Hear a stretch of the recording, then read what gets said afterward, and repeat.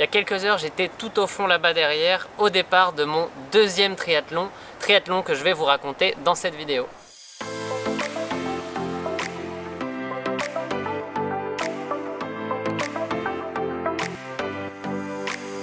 Le triathlon de Montréal, c'est une course à la maison, c'est un immanquable pour moi.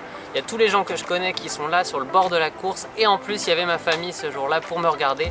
Bref, c'était une course que j'attendais depuis un moment, même si c'était pas une course objectif, puisqu'évidemment c'est Lake Placid qui reste mon objectif. Mais avant de vous faire le débrief de la course et de vous raconter tout ce qui s'est passé en détail, je vais vous montrer les images de mon triathlon.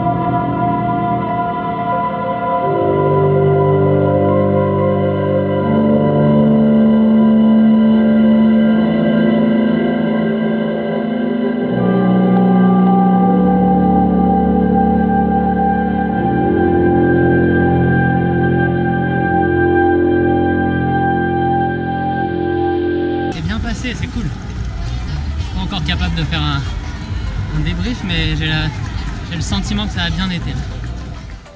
Quelques heures après la course, j'ai pas changé d'avis. Je pense que ça a été une très bonne expérience. En tout cas pour un deuxième triathlon, c'était vraiment pas mal. Évidemment, tout n'a pas été parfait, mais ça aurait été vraiment étonnant à un deuxième triathlon. Bref, si on va un peu plus dans le détail de cette course, ça a commencé par une natation, je dirais, maîtrisée pour l'expérience que j'ai en natation, c'est-à-dire que la première fois à Magog, ça avait été une catastrophe totale, j'avais fait toutes les erreurs que je pouvais faire. Là, je m'étais mis tout à l'extérieur pour éviter les problèmes. J'ai commencé ma course vraiment en nageant à l'extérieur de tout le monde et en remontant petit à petit le peloton pour me placer dans les pieds d'un nageur que j'ai suivi quasiment tout le reste de ma natation.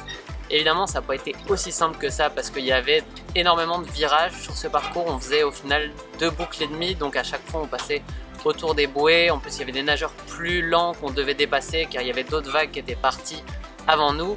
Bref, il y a eu pas mal d'actions pendant la natation. Quand je suis arrivé à la sortie de l'eau, c'est vraiment le moment où je me suis dit ok, il y a quelque chose à faire sur le vélo et la course à pied parce que je me sentais encore vraiment bien.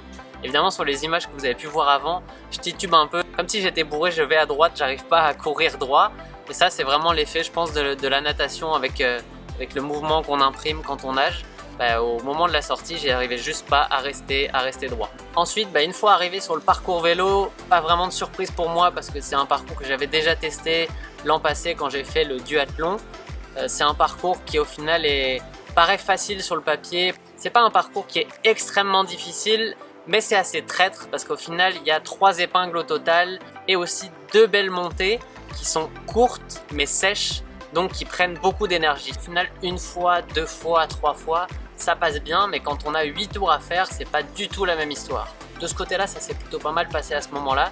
J'étais dans ma course, j'ai été régulier sur tous les tours de vélo jusqu'au bout. Donc quand j'ai posé le vélo, j'étais quand même assez confiant sur la suite. Et au final, quand j'ai commencé la course à pied, j'étais encore plus confiant parce que je me suis rendu compte assez rapidement que les jambes répondaient bien. Et quand j'ai regardé ma montre pour voir où j'en étais, j'étais autour de 3,45 au kilomètre. Donc c'est quelque chose que je ne m'attendais pas à voir, je m'attendais un peu plus lent que ça. Donc Super nouvelle au début de la course, j'avais vraiment un bon pace, je remontais beaucoup de monde. Malheureusement autour du 6e kilomètre environ, c'est là où j'ai commencé à sentir mes quadriceps qui me lâchaient.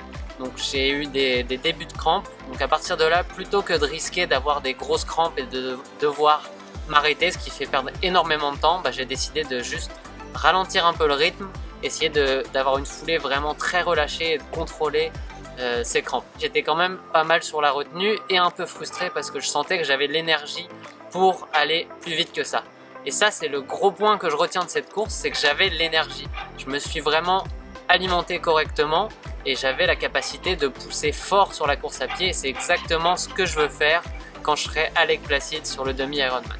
Du coup, à l'arrivée, ça me donne une 25e place au général et une 2e place dans ma catégorie des 30-34 ans.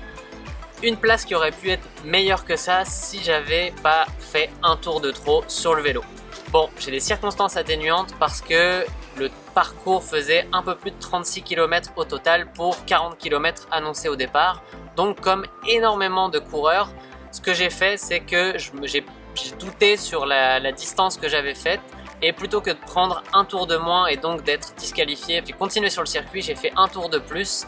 Au final, si je dois faire un bilan super rapide de cette course, c'était génial, j'ai adoré ça parce que comme je vous le disais au début, il y avait tout le monde que je connaissais autour, j'ai pu parler à plein de monde, j'ai vraiment aimé ça et en plus, ça s'est passé comme je le voulais, c'est-à-dire que maintenant je suis en confiance pour mon demi-Ironman dans 2 semaines, donc qu'est-ce que je pouvais espérer de mieux que ça, honnêtement.